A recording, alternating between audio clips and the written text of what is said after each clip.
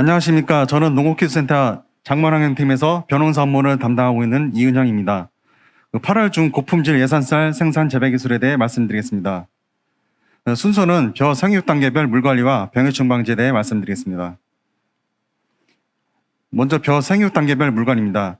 수행기 즉 벼 줄기 안에 이삭이 어린 이삭이 배는 시기로서 이삭 패기 전 30일부터 이삭 팰 때까지 3일 관수하고 2일 배수하는 식으로 물 걸러대게 하면은 뿌리 활력이 증대되고 유해물질이 제거되는 효과가 있습니다. 다음 이삭이 패는 출수기에는 3에서 4cm 정도로 물을 대주면은 꽃가루 바디가 촉진되는 효과가 있습니다. 다음에는 등숙기에는 물을 수인기와 마찬가지로 3일 관수하고 2일 배수하는 식으로 물 걸러대게 하면은 여름이 촉진되고 뿌리 기능이 유지되며 유해물질이 제거되는 효과가 있습니다.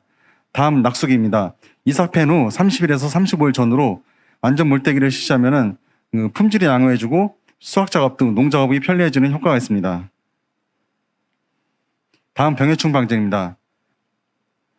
벼 생육 시기별 병해충입니다. 모짜리 시기 때 보면은 벼 키달병이 가장 요즘에 많이 문제시되고 있습니다. 그에는 해충에는 벼 입선충이 많이 발생하고 있고, 본다 초기에는 잎돌병과 그다음에 애멸구, 물방울 같은 것들이 많이 발생하고 있습니다. 본다 중기에서 본다 후기까지 병해충이 많이 발생하고 있는데, 특히나 잎돌병이나 이삭돌병, 잎지무늬 많은 병, 흰잎 많은 병이 많이 발생하고 있고, 벼멸구 같은 멸구류와 위암양나방, 홍명나방이 많이 발생하고 있습니다. 다음부터는 주요 병해충에 대해서 말씀드리겠습니다. 오른쪽 사진을 보시면 이것은 도열병 곰팡이 부자를 현미경으로 이렇게 관찰한 모습이고, 두 번째는 잎돌병이 발생한 사진입니다. 잎돌병의 특징은 벼잎에 방추형의 병반이 발생하는 것이 특징이고, 세 번째 사진은 이삭도열병으로서 이삭이 하얗게 변하고 말라 죽게 되는 것이 특징입니다. 발생 원인을 보면은 잎돌병이나 이삭도열병 모두 비가 자주 오거나 또는 저온일 때, 그다음에 이슬이 많을 때, 또 다습할 때 많이 발생하고, 특히나 질소 비료를 많이 줄 경우 많이 발생합니다. 또 이삭도열병 같은 경우 잎돌병이 발생했을 때 잎에 있는 도열병이 이삭으로 전이돼서 이삭도열병이 발생하기도 합니다. 방제 대책으로는 등용약재로 적게 방지하고 질소질 비료를 너무 많이 주지 않도록 하며, 논 주변에 있는 잡초에서 논호에 있는 벼로 도열병 포자가 날아올 수 있기 때문에 논 주변에 있는 제초 작업을 철저히 하시는 것이 좋겠습니다. 다음은 잎지무늬 마른병입니다. 문고병이라고도 합니다. 잎지무늬 마른병의 특징은 벼 포기 아래에 암갈색의 병반이 위쪽으로 점점 이렇게 퍼져서 말라 죽게 되는 것이 특징입니다. 발생 원인을 보면은 고온 다습하거나 또는 조기에 이양을 했다거나 또 밀식 재배해왔다거나 또 질소주 비료를 많이 주었을 경우 많이 발생하고, 방제 대책으로는 등용약재로 적게 방지를 하며 밀식 재배를 피하고 질소주 비료를 많이 주지 않도록 하는 것이 좋겠습니다. 다음은 이삭 마른병입니다. 이삭 마른병의 특징은 이삭에 있는 벼알이 검정색의 반점이 보이고, 또 축정이가 생기면 피해가 많아지면은 이삭이 마르는 것이 특징입니다. 발생 원인을 보면은 출수기부터 등숙기까지 비가 자주 오거나 또는 고온 다습할 경우 발병이 심하고, 질소나 칼리, 철, 망간 및 마그네슘이 결핍된 토양에서 발병되기 쉽습니다. 방제 대책으로는 등용약재로 적게 방지하는 것이 좋겠습니다. 다음은 이삭누르병입니다. 이삭누르병의 특징은 벼알에 검정색의 곰팡이 포자가 이렇게 달라붙어 있는 것을 볼 수 있습니다. 발생 원인을 보면은 질소질 비료를 과다하게 시험한 논에서 또 저온 다습하거나 일조부조, 그다음 강우일소가 많을 때 발생이 많습니다.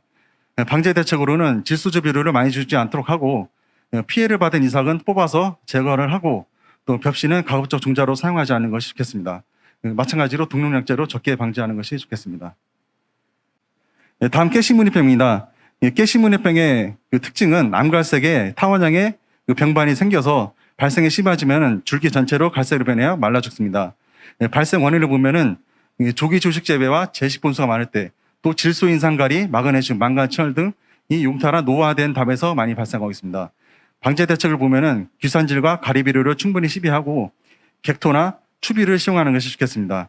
출수기에 이삭도열병과 동시에 방지하는 것이 좋겠습니다. 다음은 홍명나방입니다.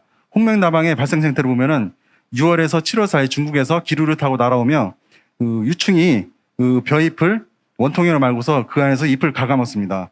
질소를 비료를 많이 주거나 또 느끼한 농에서 발생량이 많고 방제 대책을 보면은 PAP 한두 개 정도 보이거나 또는 BIP 세로로 말리는 피해 증상이 보이면은 적용약제로 방지하는 것이 좋겠습니다. 예, 다음 변멸구입니다. 변멸구도 마찬가지로 홍명담환과 같이 6월에서 7월 중구에서 이렇게 날아오고 벼 포기 아랫부분에서 성충과 약충이 흡집해서 피해를 줍니다. 피해가 많으면은 벼가 전체적으로 이렇게 말라 죽게 됩니다. 방제 대책으로 보면은 벼대 아래쪽을 잘 살펴보아서 변멸구가 발생이 많으면은 적용약제로 바로 방지하시는 것이 좋겠습니다. 다음 후기 병해충 종합방제입니다. 대상병해충으로는 이삭도열병, 입지무늬 마른병, 변멸구, 홍명담황 등이 있으며 방제 시기는 유제와 수화제를 기준으로 이삭 빼기 7일 전부터 출수 직전 또는 이삭이 한두 개 팰 때 그때 방제를 하는 것이 좋겠습니다. 단 입제 농약은 약제 사용 시기가 다르기 때문에 약제별로 사용 적기를 반드시 확인한 후에 적기에 사용하는 것이 좋겠습니다. 다음은 농약 사용 시기에 대해서 말씀드리겠습니다.